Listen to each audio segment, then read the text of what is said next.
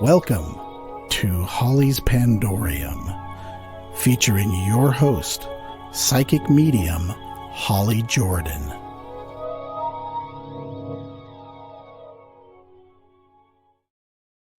Hey everybody, we're back. This is Holly. This is Holly's Pandorium. And I have back today with me Sage Gatto, who has been here once before. Hey Sage, it's good to see you again. Oh, you too. Thank you. Yeah, so Sage and I have talked before, and he has got a very specific connection with the paranormal and dealing with ghosts through history. And so I'm going to let Sage go ahead and talk about what he does and how it all got started because it's really amazing and he's got a lot of experiences to share. So get comfortable, get a blanket, get some hot cocoa and popcorn. This is awesome. You're going to love this. So, Sage, tell us your story. Tell us what's going on. All right. So, my name's Sage. I'm also a psychic medium from Pittsburgh, Pennsylvania. Was always a history nut since I was a child and found deep rooted connections, whether through past life, however you want to believe in that, to the American Civil War. And my journey began when I was 12 years old and visited Gettysburg for my very first time. Immediately got hooked, always felt like a connection to the place, but never understood it, just thought it was the history. Fast forward to it was 2021, 2022 was when I first learned of my true connection to the Civil War when we were visiting a haunted location in Ohio and we were speaking with one of the main entities there that was also ironically a Civil War soldier. And when we were talking to him on the spirit box, we just my friend and I that was there with me, we just simply asked, what is your name? And we heard two voices say two different names. And we looked at each other, we're like, okay, like which one is it? Like we heard two names. And then again we heard them say their names again, both of them, separately. So we said, okay, in the first name we said, okay, where are you from? And then he said Maine. And we're like, you're a little far away from home, but okay. And then we asked the second one, and he and clear as day, you just hear Alabama. And I was like, again, you're very far from home. I was like, what Right, is going on here? right. And we just started asking, like, getting more specific questions. And she asked, okay, the person from Alabama, who are you here with? Why are you here?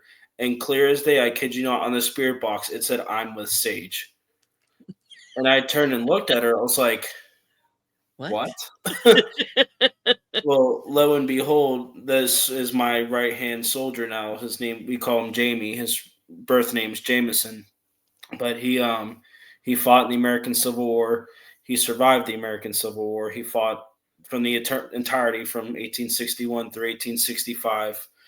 He originally enlisted in the 6th Alabama Infantry and fought through 1861 through the Battle of Antietam. And after the Battle of Antietam, the regiment was dismantled when she re-upped in the 13th Alabama, where he remained for the remainder of the war. And I actually picked Jamie up when I was in Antietam for my very first time in 2012, I believe it was, and had no idea that he's been with me for over 11 years before I even like sat and like really understood like, oh, he's a protector, like he's with me. Hmm. And I asked him because I didn't know like anything at this time. Like this was when I was really starting to hone my abilities in. And I just said, when did I meet you? And he just said Antietam. And I was thinking, I was like, well, I've only been there once. And then it's weird because it almost like it like a light bulb clicked, Right. because I was thinking like, how did I meet you? And I was like, oh, I was like, I remember, because once I did research and found out where he was, when we walked Bloody Lane and the Battle of Antietam, I just got like the urge to just want to like just stop and like sit in a specific part, and that specific part just happened to be exactly where his regiment was. Wow. No idea, just out of the blue. It's just like, huh, you know. And now it makes sense to me when I'm visiting battlefields far and wide of why I get the urge to stop and like kind of like appreciate a certain spot. Just like I know someone's trying to show me something, Right. and ever since Jamie just became one after another because it became an obsession of mine to like properly tell their story, because especially the Southern soldiers are forgotten. They're Right. buried under a number, Right. if they're even lucky to have a grave marker. So when I meet these souls on these battlefields, I'm giving them peace and a home. And, yeah, it's, can be a little busy sometimes, but, I trust them and they trust me. And we kind of worked out a boundary to the point where it don't matter if they are a Northern soldier or a Southern soldier, we all live together and are happy and protect each other, and they protect themselves as well. So it's kind of like they know the war is over, but we're all here together. Right. And the number is just growing and growing and growing. And I have the names of probably about 20 of them.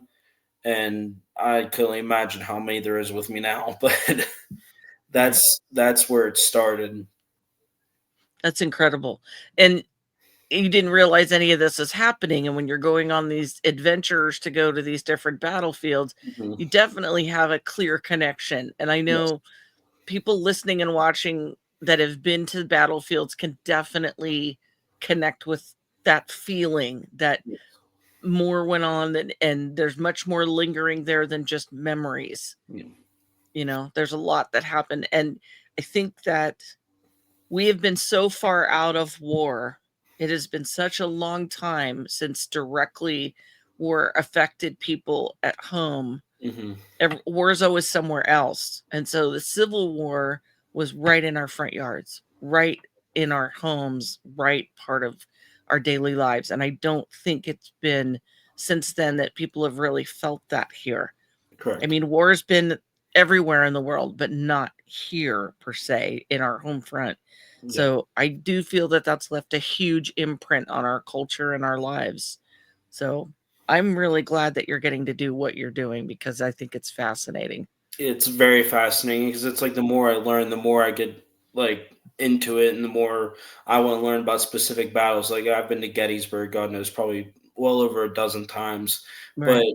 even though I know the basic structure, what happened, where things happen, how they happen, all the the main details, I'm now getting into the nitty gritty of understanding specific details about specific soldiers and specific units and what they did over the span of the battle, if not the span of their portion of the battle, how it affected them before the battle, after the battle, where they went. And now I'm starting to like follow footsteps, understand traces, and seeing connections between battlefields and why something jumps up at me, regarding one battle because it's connected to Gettysburg in some way. It's always opening doors. So are you documenting all this stuff in a story like form for yourself, Sage, to share with the rest of us at some point? I mean, I kind of do it already as form as like TikTok posts, but whenever I post about them with specific information, it seems to get like shadow banned and like doesn't really come up as on the pages as much. Mm. But I try to keep as much detailed notes as I can about them, especially my specifics, my specific soldiers, and maybe one day I'll type up something and put up something about them, but um it's just one of those things for me. It's kind of like my personal way of making sure they're not forgotten. And then Right. whenever I know enough about them, I try to, you know, put the word out there, or I'll tell people about them. And half the time they all, my little army will show up at every ghost hunt with me. And if it's a quiet night, they'll be the ones to start talking and cause ruckus. And it's honestly hilarious because I know who it is. And everyone else, Right. oh my God, oh my God. I'm like, yeah, yeah, yeah. Depends which one that was. Right. That's cool. That's awesome. But it's just whenever they're around, it's just unique because they all have their own personalities. Some are quiet, some are rambunctious. You know, some of them just bring out the best in the others, and all of a sudden the quiet ones are the ones talking. Like you just never know, and it's always fun. Right. So can you talk about some of the things that you've done in the past year and a half that, some of the investigations that you've done? Yeah. So unfortunately, this year's been a little bit rough, and we haven't done much this year. Last year we were able to get out a little bit more. Um, One of the cool places we were able to do was in New Jersey, the White Hill Mansion. I don't know if you've ever heard of it or seen it on TV before. Okay. Um, it was a very fun location. It was built before the country was even born. Hmm. Still standing, a lot of the original materials still visible and in decent shape. It's an incredible location, and it was a, actually a headquarters for the British Army during the Battle of Trenton during the Revolutionary War. Both sides used the building at some point in time as a headquarters. There was minor skirmishes and fighting on property during the war. So the level of activity there is insane because, fast forward to Prohibition, the mob took control of it to, channel booze up and down the Delaware. So, I'm sitting there thinking to myself, I'm like, so we start the history and the story, before we were even a country, and it ends basically today because it's still growing. So it's like sitting there thinking to myself, like, now how do we know who we're talking to? Like, we talking to a British soldier one second, then talking to some mobster from the 30s in the next second. Like, how am I supposed to know what's going on here? Right. Right. And ironically enough, that's exactly what happened. We'd be sitting down talking, and like the original owner would be talking to us about like what happened to him. And right as we're about to get an answer about like what actually happened to him, it's just like someone like flips the switch, and all of a sudden somebody else was talking. And we're like, oh, now we're in the 20s. Okay, this is cool. How'd you get here? What's going on? And then 20 minutes later, flip the switch, and then somebody else from like the 1800s will come through. And I'm just like, what is happening? It's almost confusing because it's a lot to keep track of. Um, but other than White Hill, I'm trying to think, we haven't really done a lot. Last year we got to do a haunted movie theater in central Pennsylvania. It was a really interesting place. Also had mob connections. Was run as a speakeasy. They would hold host plays and stuff there during when it was originally built. A lot of the hauntings deal with the fact that it burnt down several times and killed several people. So a lot of the haunting has those victims, but also a lot of residual ties to the mob. Even though they're very intelligent spirits, but you can tell that it's also like a 50-50 of it being intelligent and residual because they're still there from it being what they're used to, Hmm. the mob. Um, we did a bed and breakfast that was haunted, used to be a doctor's office and a doctor's home. That was kind of interesting. Moundsville State Penitentiary, we did that. Ohio State Reformatory, that was another fun one. And this year I got to go back to Virginia to one of my very favorite sleeper locations. It's called the Dunlore Inn. The inn is an older building. Is the building itself is post Civil War, but the town had a lot to do with the Civil War. A lot of troop movement. Was in an area that was very heavy with staging troops, in and around the Shenandoah Valley, shuttling them north, shuttling them south. It's not too far from Richmond, so troops are always coming up and down from Richmond. So it was a very high traffic area, and it's also right in the heart of Virginia. So you had major battles within a couple hours of the location, in every direction. So I enjoyed every second of getting to do that. And while we were down there, I got to do a battlefield tour and go do a whole bunch of battlefields in Virginia. So that made me very happy. I Um, bet. Can yeah. you talk a little bit about your research and how you're able to connect the spirits that you talk with and their details? Yeah. So as far as my soldiers go, I have a friend that helped me a lot to at least get started with everything. And when we would sit down, through video chat, she lives 6 hours away in a whole different state. And whenever I knew that there was somebody that like wanted to talk, we would get on FaceTime, and I would just use my dowsing rods or just simple telepathic communication with them just to get simple, basic information from them. Because even today I struggle with names. I can like if I really hone in on their energy, I could probably draw a picture of them of what they look like, and know probably just about everything about them but their name. I just for whatever reason can't pull names yet. And so like I'll just sit there and ask them questions, figure out their where they're from, what regiment they fought in, what company they were in, what state they were from, where they enlisted. Like I'll just get like just a slew of information just off the energy, and then I'll send them to her, and she'll sit there and do her thing and start writing down names, and then she'll be like, ask if this is his name, and I'll just hold my dowsing rods, and then he'll cross for yes or spread out for no, and we'll get a name. And the second we get a name and the regiment number, we'll go onto our National Historic Database through the National Park Service, and will actually find their name, their records, and it'll pull up their entire military profile or their background, where they're from, like everything. And then from there, it's just simple research of finding out more about them. If not, just sit and talk to them and have them tell me. And that's how we were able to identify over 20 of my soldiers. So that's incredible that you're Yeah. able to connect the dots, because not everybody gets that information. Correct. A lot of times just talking with spirits, and I know what you're talking about in as far as getting names and whatnot. And I wanted to say too, the last time we talked, you didn't introduce yourself as a psychic medium. You said you Yeah. were a sensitive, but I thought you're definitely psychic and you're definitely a medium. So Yeah. kudos to you for actually saying it, because you got it, Yeah. And it doesn't always come through clearly. I mean, I do seances all the time, and some spirits don't give me a name, but Yeah.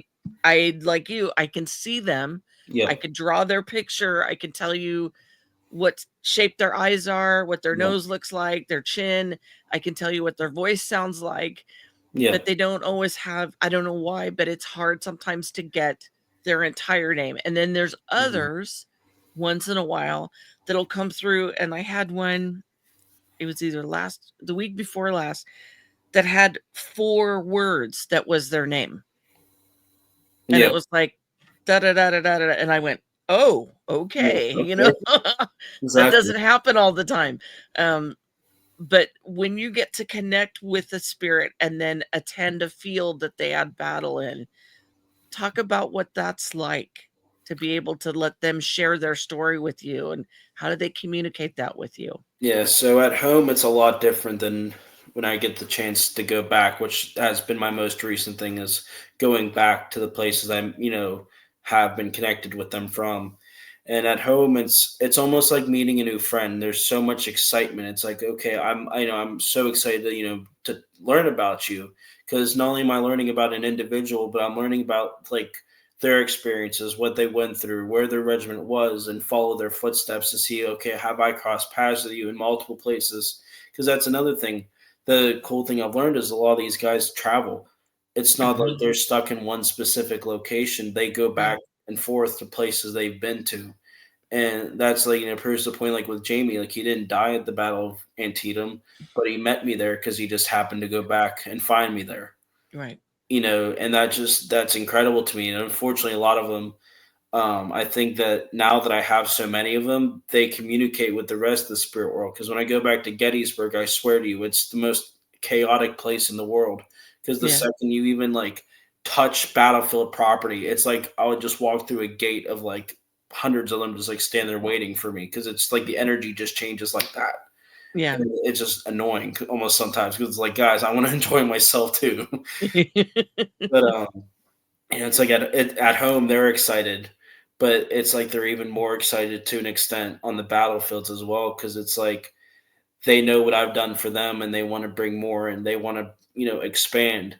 Right. It's no issue to me. Half the time they don't even want to talk. I like might learn about them just by getting like an inkling of a feeling about a regiment or some form of tie. Like how I'm connected.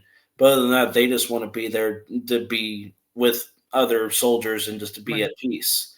Right. And to me, that's enough. Like, I don't need to know the names of every single one of them, because God knows I'd be, dead by the time I learned all of them. Yeah. But it's peaceful to me. It doesn't scare me. It doesn't worry me. Like, not one thing about it just throws any form of red flag up to me. It's awesome.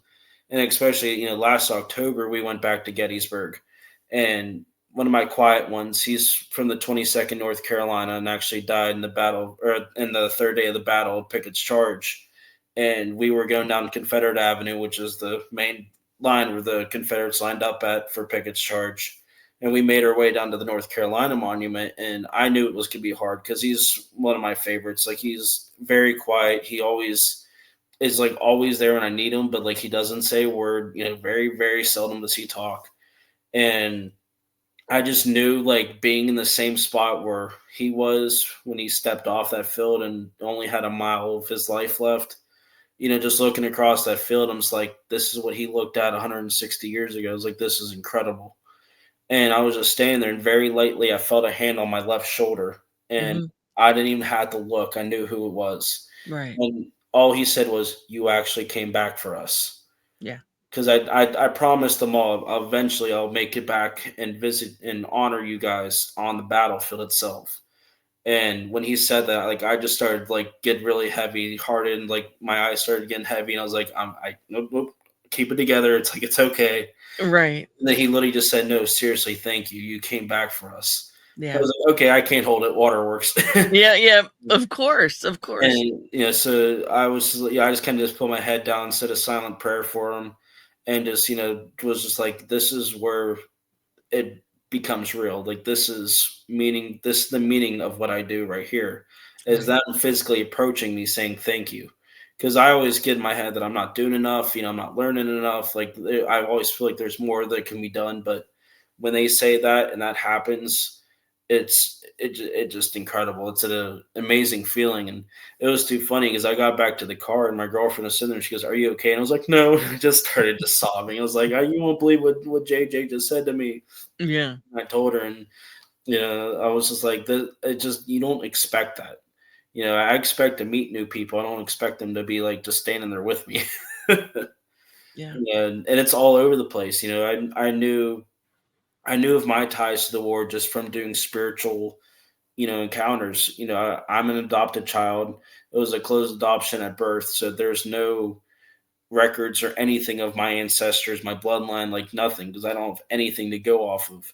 But Mhm. I just tried doing, like just through my own spiritual work of understanding, okay, well, I had to have some form of physical tie, whether it's past life or current life to Right. ancestry. Like, how am I tied to this war? And Mhm. just doing simple yes no questions with spirit guides, I've learned that I'm the descendant of 5 brothers that fought in the Civil War. And that was at least on one side of the family. And I was like, oh, okay, interesting. And then the one thing that kind of caught me off guard was I'm apparently also a relative of Thomas Jackson, Stonewall Jackson. Mhm. And I'm just sitting and thinking to myself, I'm like, how? Like, Mhm. I don't get it. I was like, how do like I wish I could like figure out a name through files or something to like actually look, but I don't even know how that's even possible because everything was blacked out. Anything's possible with genetic testing the way it is. Hmm. I'm sure you'll get an answer one of these days. Yeah, because like that's the thing I'm most curious about. I was like, who am I really related to? Is like, is this Mhm. story true? And because every time I ask, like, just to make sure it wasn't me, like, influencing the rods, like I'll ask that question, they'll say yes, and then I'll just be like, am I, just because I'll be like, am I related to someone famous? And they'll immediately go no, and I'll be like, okay, well, am I born in Virginia? And then they'll say no. I'm like, okay, so I know it's not me like influencing the rods, but like also the same hand, it's like, how do I believe this? Like, this is insane. Right. It also explains so much. Like, especially when 2 of the brothers fought in the Irish Brigade, one of which being from Pittsburgh. Mhm. Like, what are the odds of that? Right. Yeah, so it's just like one of those things where, like, if that's really my rooted ties, that explains so much coming from always being obsessed with learning about the Irish and the Civil War on Mhm. both sides of the battle, not just the Union. Right. And all of a sudden, I'm a blood connection to them. Like, it just, I don't know. It's just one of those things that's crazy to me because when we were in Gettysburg, I love spending time at the Irish Brigade Monument. And last fall, I walked up and just put my hand on the monument and just put my head down, as a silent prayer for them, like I did all the battles that they were involved with. Right. And it was a still day. It was warm. There was no wind, no nothing. And then I just said, I appreciate you. I remember you. Like this is my bloodline here. Mhm. And as I said that in my head, a cold rush of air just came and circulating around me, and then Mhm. passed. And in my research, that was always a sign of ancestors visiting. Mhm. So Yeah. like when that happened, I was like, how can these stories not be true? I was like, that doesn't like just happen. Right. No, you're You know? right. So That's true.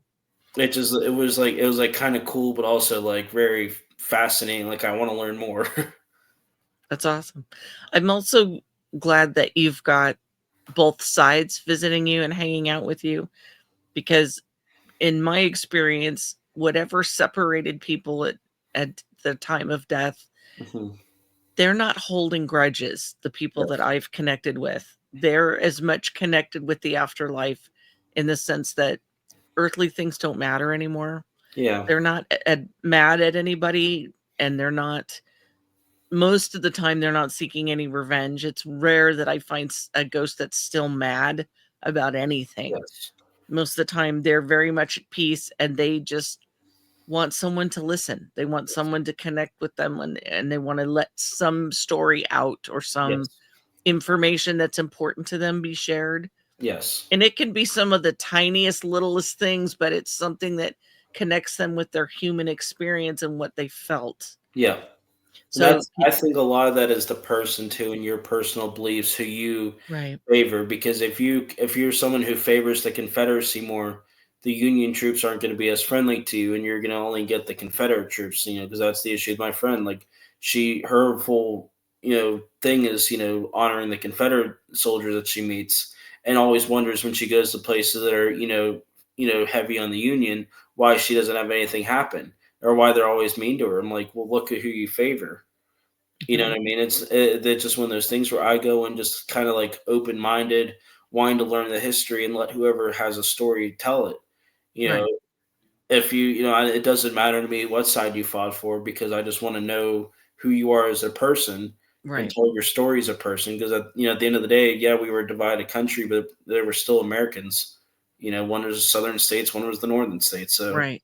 you know, I try to see the good in people, whether what cause it was that they fought for. And when Exactly. I learn all these stories, I can relate to a lot of them, how they were brought up and how, they lived their life, just something like I see in myself. So like to me, like I just view them all as friends. And I feel like that's why the army continues to grow. And it's humbling, but it's also like very like eye opening too, because it's like they're all coming from somewhere. Half the time I don't know from where, but they all come. Right. Which I love that you have the longevity with so many of them Yes. because most of the time people that do ghost work tend to have a handful, just a few ghosts that are with them all the time or that Mhm. work as a guide or someone that's kind of an assistant to help us gauge and figure out things between worlds Yeah. basically and times. And in your case, your experience is a little more unique because you actually have quite a collection Mhm. of regular spirits that are in communication with you or working with you in Yes. different areas. So your experience is a little unique in that aspect, I think. Mhm. Um, because I do have spirits that have come and visited on a regular basis, Yeah. but then they seem to shift in and out. Like they'll come in and visit for a few months or a few years, and then I have new ones that kind of Yes. hang out for a while. So, what is it like for you to have these regular spirits that are interacting with you when you go to the battlefield? What is that like? Can you talk about that? Yeah. Man, it's very emotional because it's like I'm used to seeing their goofy side, like this their personable side at home. Hmm. But it's like the second we walk back onto any battlefield, whether it's Gettysburg, Newmarket, any of the ones that we've been to, it's almost like a mutual respect because they know why I'm there and they know what the mission is. Like they understand why we're there.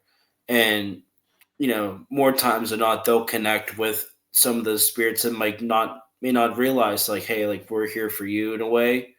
And they'll actually go out onto the battlefield and find people that, maybe are shy or, don't understand, that we are able to hear them or see them and they're the ones that spread the word for me. Like I don't have to say, oh well, nice talking to you. If you want to come home, and here's the ground rules. They're the ones that go out and say, hey, I have a place for you. You just have to respect him. As long as if you respect him, come on with us. Right. And you know, they might not even say anything to me while we're at the battlefield, just because they're kind of just hanging with the group and like learning how things go.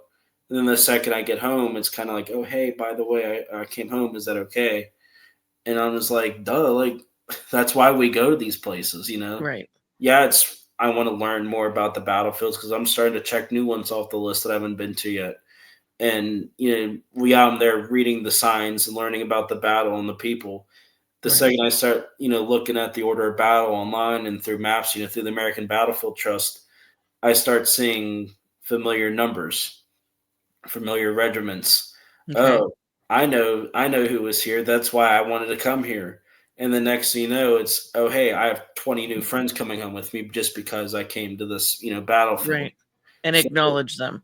yeah, Right. it's like a double-edged sword. I'm happy I get, I'm learning new history and I'm also learning new people.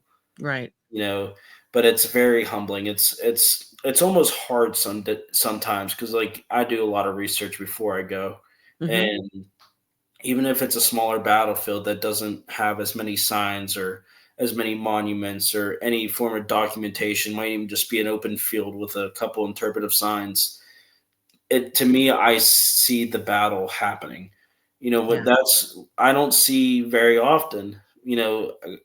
Ghost hunts. At home, whatever. Because I'm a very high strung person. I jump scare very easily, and they respect that. So like a lot of times they won't show themselves physically just Right. because they don't want me to turn the corner and be like, "Holy shit, who's in my house?" Right. But like they know that I know that they're there. So Right. like that's enough. So when I see it, like it really does like make me like, whoa, holy crap. But now it's like I'll sit at a specific part of the battlefield and we'll physically see soldiers moving in a line of Yeah. battle. Or I might hear and see like a phantom cannon being shot off or something. And it's just like, whoa, this is what it actually looked like when it happened. And it just kind of gives a whole different perspective to me because it's hard to look at a field and imagine 30,000 soldiers marching on each other when all we see today is a meadow. Right.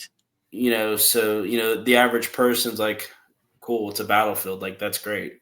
But like to me, I'm sitting there thinking, okay, the cannon had been here. We see the soldiers here. I can hear the drums beating away and stuff, and it just kind of opens my eyes to see like, yeah, this is just a nice peaceful field now, but 170 years ago, not so much. Depending on Yeah. what we're talking about. You know, is they're doing work with restoring Revolutionary War battlefields too, and you can even think that was even more chaotic, and they're face to face when they're shooting off at each other. Right. So, we don't see that today as, visitors and as, historians. They just reread about the details, but you don't physically envision, okay, these guys were literally 50 yards away from each other. Holy crap, like that's close. It's very close. And Uh, to talk about the way that you actually visualize what happened, there's something different when you're a medium that people don't always understand, and that's you relive, you yeah, see like you're in the movie, you're in the flashback, yeah, you're hearing things. And I don't know if you're like me, I smell things. So like when I've been yes, around explosions, I smell the cannon fodder, I smell yes, the smoke, I see, if it was foggy, if it was late night or early morning, I can see that. yeah. Everything is live and in technicolor for me. Yes. And a lot of times I will get visions of these battles too. Like I'm watching it through their eyes. And it's always funny because it's always during the day. Like I'll just be sitting there watching TV and I'll like just blank out because like they'll be like, I want to show you something. I'm like, okay, go for it. Like I don't care. I'm not doing anything. I'm just sitting here. Mhm. And I literally like zone out to like another dimension and literally will watch a battle unfold. And Yeah. it's like I'm watching a movie.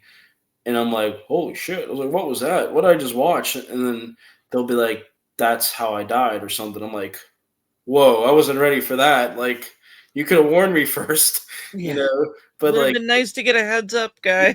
exactly. But like, that's just how it happens sometimes, like I'll Right. physically see. And I know past life stuff's like a whole different ball game when it comes to like what we do, but that's how I learned about like my connection, like as a soul, like from what I've learned in recent history was in my life during the Civil War, I was involved with the 10th Tennessee Irish Volunteers, and I only learned about that because I actually visited the battlefield that I was wounded at that got me into the 10th Tennessee, Okay. and I didn't know it at the time. I was always curious about the Western theater because I never been to any of the Western battlefields prior to this trip. And I remember like walking around and just like standing in this area going, deja vu much? I've been here before, but I've never been here before. It was like Right. strange. And then I remember one night I was just looking on a store in Gettysburg that sells relics and, like, authentic, weaponry. And there was one specific handgun that caught my eye. And I remember just like focusing on the energy like through the screen, and it just like unwillingly just popped back into like that dimension where I was watching my screen, but like it faded into a vision, and the vision pulled in like the gun into my hand. Like I was sitting there looking down at my hand. I'm like, whoa, like that, this is really weird. And moments later, I'm right in the heat of the battle, and like I can hear, the bugles calling, I can hear drums, gunfire, explosions, people screaming, and I'm fending off an assault with a handful of soldiers. And I remember, like, while I was like watching this, like also taking like a mental note somehow of the surroundings, and like when it was over, I like immediately pulled up my pictures from that battlefield. I was like, oh my god, that's where I had deja vu at. No wonder. Yeah. And, I started like connecting the dots. I was like, well, I know a lot of people don't believe in this, but for the people that do, this is proof because I literally just watched a memory from this Right. battle, That's incredible. that just must have just stayed with the soul, that like I remembered Mhm. from that time period. And from there, I was just able to build, chunk by chunk, because I had have asked several other mediums about it, like, hey, validate this for me, and they'll do their thing, but like, yeah, you're on the right track, like you're not crazy. Well, Right. that's loose. I think I'm crazy, but in that aspect, they're saying I'm not crazy. So like, okay, I'll build on it, and then one will say you're gonna get to a point where things aren't gonna make sense. And I was like, well, to me, none of this makes sense because I don't know how to understand it. But I was like, elaborate. They said you'll follow, you'll have the right track, and make things will add up and make sense. But you're gonna get to a point where it just won't make sense, but it does. And I Right. was like, I know what you mean, but I don't know what you mean. I was like, that's weird. And sure enough, I got to a point where it was like I hit a brick wall, and I was like, why am I struggling here? Well, I Mhm. found out I was wounded in battle, and when I was wounded in battle, I was actually saved in a way by a commanding general that was a good family friend of mine, apparently, somehow in a connection. And he got me out of the current situation I was in, and got me actually in tie with the 10th Tennessee, as I knew the regiment's colonel, whether through family in Tennessee or whatnot. And he kind of brought me in under his wing and said, like, hey, like, this is your new home, I'm getting you out of that mayhem. Nice. And then that's where the story picked up at, and then somehow survived the war, even though they Wow. had like nobody left at the end of the war. And I was just like, the fact that like I was able to learn the footsteps and found out where I was during several battles, why I was there. I was involved in Vicksburg, but I was in a field hospital. Just like, how does that? It just doesn't make sense.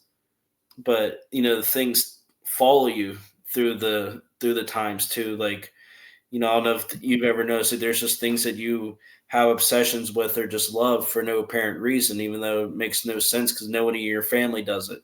Right. That's been always been the Civil War for me.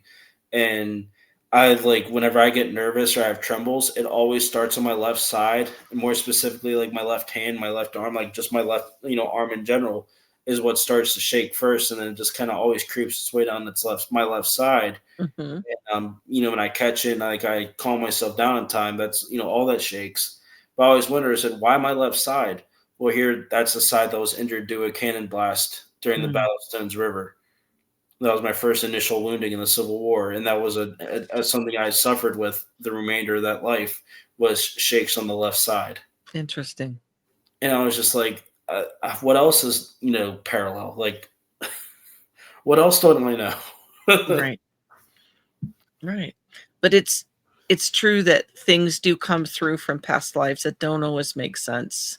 There's a book that I read a few years ago that was really on the nose about that, and it was a doctor wrote this book, and she ended up doing past life regressions, and one of her Mm, patients had lupus or fibromyalgia. I can never remember which one it was, but after going through one of her past lives and dealing with an incredible loss, like a horrible, horrible loss, yep. um, she learned that she had died of a broken heart in a past life, Yeah. and that burden stayed with her in the current life. Yeah. And once that was addressed and she went, "Oh, that's what happened." Things clicked for her and she lost her symptoms. She no longer had the body pain, she no longer had the fatigue. I mean, she literally got better. Wow. And so, the doctor was like looking for the scientific explanation for all that, but Yeah, it it's really not. Yeah. wasn't science. It was literally trails from a past life that had gotten into the current life. Yep. There's things that we can't explain. I know medical science has terminology for things when they don't know why you hurt or they don't know why you're tired or why you're fatigued or worn out. They Yep. know that you have symptoms and they can see that you're clearly not well, but they don't know why. Well, I Yep. think there's a good link to that, that it could be from our past lives bleeding through Yep. from, and mostly things that are unresolved, maybe things Yes. that we just need to address that we aren't aware of. Yep. And that's at any time there's any form of sign from the spirit world, I always urge people to listen. You Yeah. know, even if there's a like, I know it's easier said than done because we can't just take off work just because a ghost said so. Like that, Right. I understand that, but it kind of makes you almost have to be on a heightened alert that day because something could happen. Yes. The morning I had my accident, I just had a strange feeling about the day. It was just like I woke up and there was just something off about the energy of that day. Mhm. And lo and behold, I got into, a pretty bad car wreck on my way to work. And I was just like, really? Like I knew something was off about today. Mhm. Or I'll wake up on Monday, we'll use Monday for instance, when my car decided to break down. I woke up and I was just like, oh, I'm not feeling it today. It's like there's just something about today. Like I really am dreading today. Mhm. And then my car ended up breaking down, and in a way it was almost like a blessing because I learned like we were starting a 4-day job on Monday, Mhm. and it was like a headache. There's just all sorts of stuff that we had to do and all sorts of stuff we had to take out and put in, and I was like, holy heck, like I'm so happy like I didn't have to deal with that today. So it's like I always try to look at the blessings in the skies, because the accident got me out of a terrible attic job, that I would have really struggled physically and, emotionally with because I knew it was going to beat me down, my confidence down, not knowing what to do. Right. I got out of that job entirely because of my accident. Wow. And, this job, I was just kind of like, oh, I don't know if I want to be involved with the starting of this. And Mhm. my car breaks down. I'm like, oh, I guess I don't have to, So I always try to look at the positives in situations, but anytime that there's a sign, just be heightened to know that something could be up. Right. So what are you working on right now? What are you researching, or what battlefields are you looking to go visit next? Anywhere that I can get to. I mean, Gettysburg's always the prime one because it's only a few hours away. Same with Antietam. They're right in that belt, though they're real close to us. Right now, research has been kind of on hold due to a lot of personal stuff going on, but I've been really in depth with the Fighting Tigers, the 6th Louisiana Regiment. They were all Irish, pretty much for the most part.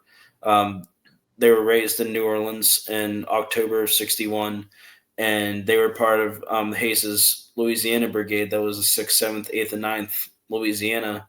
And what I've learned through research is that every single one of the regiments were all Irish-based immigrants, and some of them more than others. Where the 6th Louisiana was at least 90% Irish. Mm. And I that was something I never really knew about them because everyone always hears about Lee's Fighting Tigers. They were always one of the most talked about regiments. But little did people know that they were one of our many Irish blood regiments that fought in the war.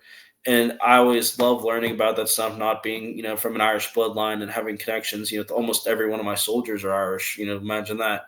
But Mhm. like it's just one of those things where when you research the Civil War, people are going to argue with you and say, "Oh, only the Irish fought for the North. Only Irish, predominant regiments fought for the North." That's complete bogus. I've learned about many, many, many, many regiments that were, sole immigrant based. Not just Irish, but Right. immigrant based as a whole, all over the place. That completely makes that story complete bogus. Yeah. You know, you want to tell me that this regiment isn't predominantly Irish, then why do they adopt Gaelic terms and the Irish harp on their battle flag? Mhm. A regimen that's only 20% isn't going to do that. Right. Not So typically. I'm like, kind of like, answer that question, huh? And that's when they all go, hmm, because it's like, I'm right, but you don't have an answer for it. So that's Right. why I love my research, because the more I learn, the more I dig up, the more I can like kind of prove historical inaccuracies that you just don't learn unless you know where to look. Right. And I understand that there's reasons to that. When you're in school, when you open a book and only learn about, Gettysburg and Bull Run and, certain battles, because that's where, we were at those glorious point, or, the beginning and the end, and our Right. most notable point.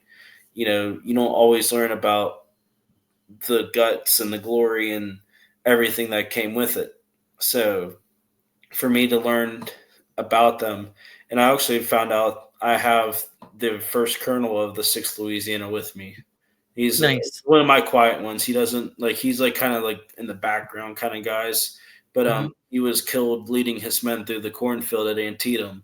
Mhm. And I remember going there and just kind of like being like, huh, it's like that feeling again, like, oh, there's someone here that, the just feels familiar. And then I heard the name for the first time whenever I heard a song that was related to Antietam. And I was like, wait a second. I was like, I know that name. And I started doing some research and found out he was the colonel of the 6th Louisiana Fighting Tigers. And I was like, okay, cool. Coincidence. That's weird. And I Right. researched him, his life, and went down that rabbit hole like I do with everybody else when I learned their name, and learned the deep rooted, connection to, to why they chose to, stay with me. And then I Right. found out that, like, he was of an Irish, family. Right. And I was like, oh, no wonder he feels at home knowing that 95% of my rank is, Right. and, it was just real neat. Then, once I learned about him, I'm like, okay, well, who else? And I, went down my list, from other battlefields to find out I've had at least 4 others. And so it's kind of like one of those things sounds like, okay, there's a trend here. Mhm. And they're always one of the ones that pop up like, hey, I really want to go to this battlefield, more specifically this segment of the battlefield. And then I'll go online, find a map. I'm like, oh, would you look at that? Look who's right there, right where I want to go. Like, Right. what are the odds of that? You don't just make that up. Right. But So they're interesting to learn about. so you had an interesting experience where you found out that you had a bigger group hanging around you than you thought. You wanna talk about that a little bit? Oh boy, yeah, that was a night. Um, it was humbling, because like I didn't know that that was even possible, that I even had that ability. But it just was kind of awesome too, to show it was on the magnitude of the level that they really do protect you if you protect them. Right. And we were in a spot that I wasn't expecting to be on this night. It was 2 entities that were attached to a friend of mine's mom, and they were just causing havoc all night, keeping the spirits of the location at bay and just not letting anything really happen. And it like was really starting to get dangerous at one point. So that's when we stepped in and we're like, okay, because there was, me and 2 other mediums there. So we're like, we're gonna try getting rid of these entities. And she goes, well, there's a long tie of, witches in our family, and these entities are tied to that story and bloodline, and they, get passed down. Fortunately, they skipped a, generation, but they could go on to, my friend if, something happens to me. And I was like, we're getting rid of these. Like, I don't want her dealing with this, when you're gone, and I don't want her kids dealing with this. I said, we're gonna do our best, and we're gonna, get rid of these. So we just tried a simple cleansing, and, just simple stuff first. And it kind of, I don't want to say agitated them, but like they kind of went like, oh, like they mean business. Like, this isn't just like someone saying leave. Mhm. So they kind of started backing off a little bit. We're still there, and like we were gaining ground. But I was like, I just had a feeling. It's like, we need a force. Like, we need to show force. So I just asked her. I said, "Do you want me to call the troops forward?" I said, like, I know, Jamie and the other handful are here." But I said, "But do you want me to like bring more out?" And she thought about it. I was like, "Yeah." It's like, let's bring out a show of force. So I was like, okay. So I didn't even have to say anything. I literally just turned to Jamie and just nodded, and he just like kind of just like vanished. And then I kid you not, moments later, we literally heard, all of us heard a drum with our own ears, just beating a call to arms, and that's all we heard. And Mm-hmm. the whole group was outside, while we were doing this too, and everyone went, "Do you hear a drum?" I was like, "Sorry," like that was me. And then moments later, I heard a horse neighing, and like you can hear it like kind of galloping around, Mm-hmm. and I knew who it was because I'm just so used to it. I know the horses. I'm a nerd. Like I know too much about some people. Mm-hmm. Um, I just immediately knew which general it was. And my friend was like, "Oh, I just heard a horse." I was like, "Again, I'm sorry." Like they're literally all showing up. Like I'm sorry. Mm-hmm. And but like all the meanwhile, like I could hear like people running around. I hear the drums beating and stuff. And I was like, "Whoa, this is really neat." Like I feel like I just stepped back in time. Mm-hmm. And just moments later, when I really started to feel the energy just kind of go from like intense, like like we're like in the middle of this, to like somebody literally just walked up to me, and I just hear, "There's 175 of us ready and more coming." And I just went, 175? Did I just hear that correctly? Right. And then I like turned and like looked, and like I could literally see a perimeter of them just standing in unison all the way Mm. around the property, making a perimeter. Isn't that incredible? And then I heard, like I knew my general was like kind of hovering around me, like protecting me specifically, but also keeping an eye, making sure everybody is where they're supposed to be. Mm-hmm. And it was General Marr, the leader of the Irish Brigade, who was right there behind me. And I just like kind of looked at him and just like just nodded. I was like, "Thank you for coming." And he like all he did was like, because he was holding the reins, but he also kind of jerked and like turned to look at a specific spot on the corner of the building. Mm-hmm. And the part that kind of like really touched home at me was when I turned to look to see what he was looking at. He actually brought the minister that followed the Irish Brigade out. He was the president of Notre Dame College, and Mm. he followed the Irish Brigade around as their personal priest to give blessings to the troops before every battle. Nice. And he was famously known for giving total absolution to the Irish Brigade before they marched into battle at Gettysburg. Mm-hmm. And there's his statue at Gettysburg is a presentation of him. He was holding out his hand, giving the blessing. Mm-hmm. And I look over, and I kid you not, he was literally standing there giving a blessing to the building and the energy around it. And I like just was like, whoa. It's like I wasn't expecting that. Right. Like, and I was like, that's really cool. It was like, this is really happening. And I just like looked around, and I could hear like the drum like starting to faintly like damper out a little bit. More people are showing up and running into line. And I was like, what is happening? I was like, I called for like a handful, not 200. Right. And I remember my friend going, "Are they here?" I said, "Uh-huh." And she goes, "How many?" I was like, "We're almost at 200." And she's like, "What?" I was like, "Yeah, we're almost at 200. I know. I'm shocked too." And I just couldn't believe it. And like they did their job. Like she said, like, okay, like they literally vanished. Like they're gone. And I was like, I don't know if it's just for tonight. They might, come back at her, and tomorrow, like always, once we're home. But at least for right now, in this moment, they're gone. I was like, she's like, "You did your job." I was like, "No, 200 of them did their job. I didn't do shit." Yeah. Whatever. And when we went back in to like continue investigating, I don't know what happened, but it's like you walked into a completely different building. It was just peaceful. Nice. And it was just so weird because it's just like I know that like they had a part in that, but also Right. the same hand, I'm like, how did this happen? Like I want to know the why. That's a big thing with me. I want to know why. But sometimes I guess some stories are just not meant to know why. Well, and I think you were genuine in asking for help, and that's why you got it. Yeah. Because I Um, know whenever they need my help, I'm there for them to answer any questions they have too. So right. And I think the person that was experiencing difficulty was genuinely in need of help, and that's yes. why it came.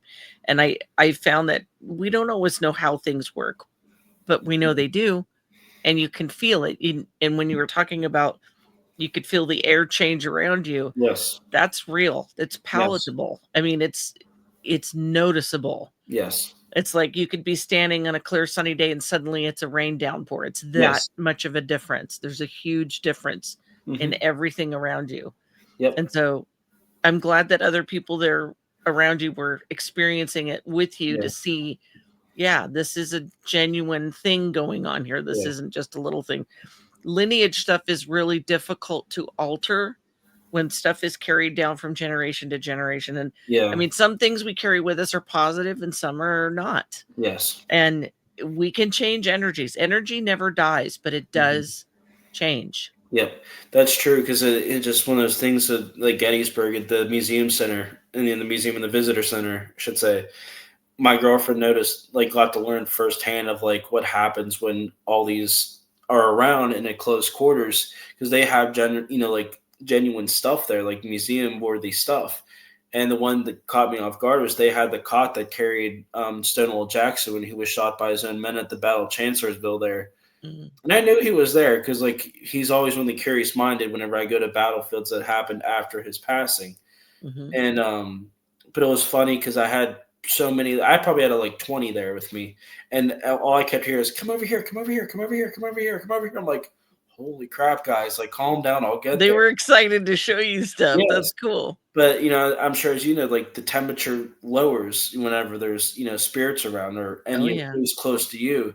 And it was a 75-degree day and it was probably at least 75, 80 in that museum. But I had goosebumps. Like I was freezing cold. And I remember like just looking at something and God, why is it so damn cold in here? And then not thinking That's in my awesome. mind, like, oh, it's just them. Right. And all I hear is, I'm hot. I'm like, why don't you come over here? And she walked over beside me and she went, it's cold Yeah. over here. I was like, I know. Yeah, you can think the 20 odd people running around. Right? That's amazing. you That know, is and amazing. I just want to touch on one other thing too that you said about like, the energy changing. I actually had someone show up. I don't even know why. I don't know why this person decided to show up at a random time, but the same friend and I were at a cemetery just doing a random ghost hunt, just do something spooky for something to do one night. And like she was telling me about things that she's had happen there in the past when she went. I was like, oh, okay, cool. Happy to come out here and check this out especially because there were several Civil War graves there too. And I remember she had the same entity that tried coming at her show up again, but this time this entity was kept outside of the cemetery, and she was like, "Why are they like not here?" And I was like, "That's probably because my roaming army that knows what to do whenever things that aren't supposed to be there show up." And she was like, "What do you mean?" I was like, "Anytime I feel uncomfortable anywhere, all I have to say is I feel uncomfortable, and they know what to do." And they already knew that she felt uncomfortable because you literally voiced it. I don't feel comfortable when she's around. So they know what you mean, who you're talking about, and what to do. So the second you said that and she showed up, they just went nope and just pushed that energy right out to the outskirts. And we were just sitting there. Like I could have literally fallen asleep in the middle of the cemetery. And it was creepy. Like I won't lie, it was creepy in the middle of nowhere. But Right. when they're around like that, I could literally lay down and sleep anywhere. And I remember we were sitting there and I felt there was only three of us and I felt a fourth person sitting there. Mhm. Like it was because we were almost in like a V and I felt somebody sitting connecting that diamond. And Nice.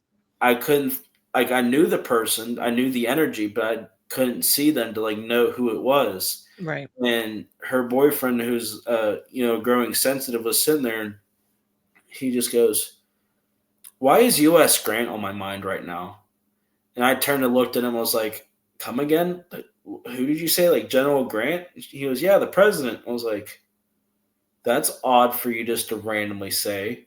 And I said, describe who do you like what you're seeing right now. He goes, well, there's a guy sitting to my right, and he has like a white beard, full beard, distinct haircut that's coming down, and he just has like a heavy look in his eye, like like that he had a message to give but isn't talking. And I looked at him and I said, if I show you a picture, would you identify him? And he said, yeah. So I pulled up a picture of U.S. Grant from his presidency when he was, older than the Civil War. And I Mhm. showed it to him, and his jaw just dropped. He goes, dude, that's who's sitting right here beside us. And he just nodded, and he turned and like looked over and goes, and he just wanted to say like that he's here for you. I was like, I have a president here? What? I was like, what is happening today? I was like, Right. why are you here in this random cemetery for one? And two is like, why me? Like, there's so many other people too. Like, I don't get, Right. like I'm talking to U.S. Grant right now. Like, what is happening? That's amazing.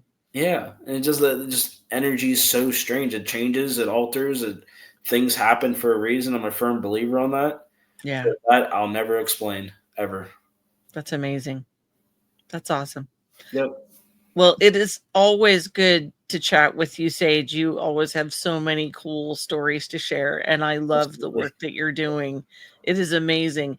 And if you have a year where you're not going to a lot of places, maybe it's your year to just store up your energy and practice communication. Maybe Absolutely. that's why you're indoors more and having other things happen. Yep. So it'll all be for the right Yep. reasons.